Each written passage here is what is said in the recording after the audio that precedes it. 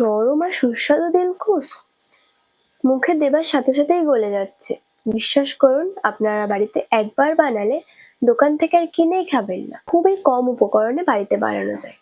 তাহলে চলুন আর দেরি না করে রেসিপিটি শুরু করা যাক। আমি এখানে 1 কাপ বেসন নিয়েছি। বেসনটা ভালো করে চেলে নেব।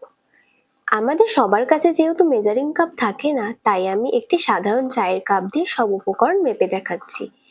এই একই কাপ দিয়ে পরিমাপ করলে দিলখুশ একদম পারফেক্ট হবে। এবার কড়াইতে দিয়ে দেবো এই একই কাপ মেপে 75% মতো সাদা তেল। হালকা গরম করে নেব। খুব ধোয়া ওটা গরম করার দরকার নেই, সামান্য গরম হলেই হবে। এবার কড়াইতে দিয়ে দেবো 1 কাপ চিনি আর 1 কাপ জল।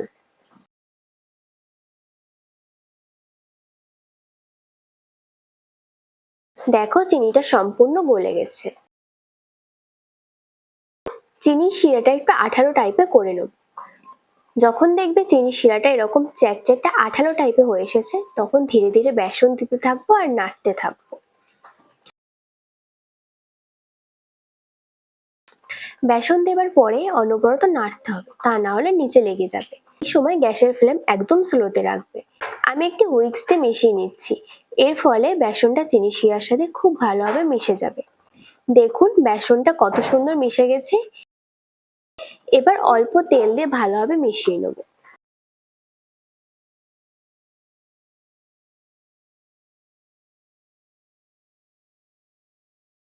তেলটা যখন সম্পূর্ণ মিশে যাবে, তখন আবার একটু তেল দিয়ে মিশিয়ে নেব।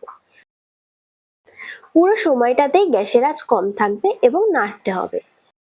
তেলটা কিন্তু একেবারে দিলে হবে না, এরকম ধীরে ধীরে দিতে থাকবো আর মেশাতে থাকবো। আমি এখানে কম পরিমাণে বানিয়ে দেখাচ্ছি, যাতে আপনারা প্রথমবারেই সহজে বানিয়ে নিতে পারেন এবং কোনো উপকরণ যাতে নষ্ট না হয়। দেখুন বেসনের মিশ্রণটা কি সুন্দর ফুলে উঠছে। যখন দেখবেন মিশ্রণটা লেগে যাচ্ছে না, কড়াই ছেড়ে আসছে, তখন গ্যাসের আঁচ মাঝারি করে প্রায় 1 মিনিট নেড়ে নেব। এতে দিলখুশটা আরো সুন্দর জালিদারি হবে। বেশি নাড়বেন না, তাহলে বেসনটা আবার ভাজা ভাজা হয়ে যেতে পারে। মনে রাখবেন, কড়াই ছাড়ার পর যদি তেল বেঁচেও যায়, সেই তেল কিন্তু আর বেসনের মধ্যে দেব না।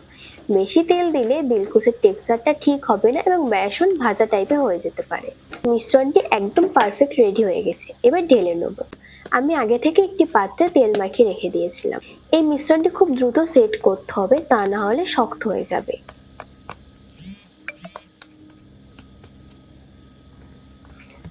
দশ মিনিট মতো রেস্টে রেখে দেবো।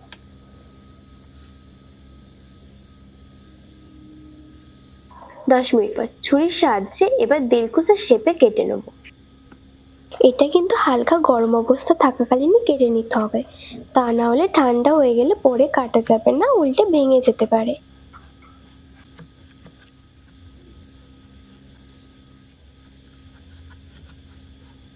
দেখুন কত সহজে উঠে আসে আর দিলখুশগুলো কত সুন্দর জালিদারি হয়েছে। মুখে দিলেই একেবারে গলে যাচ্ছে।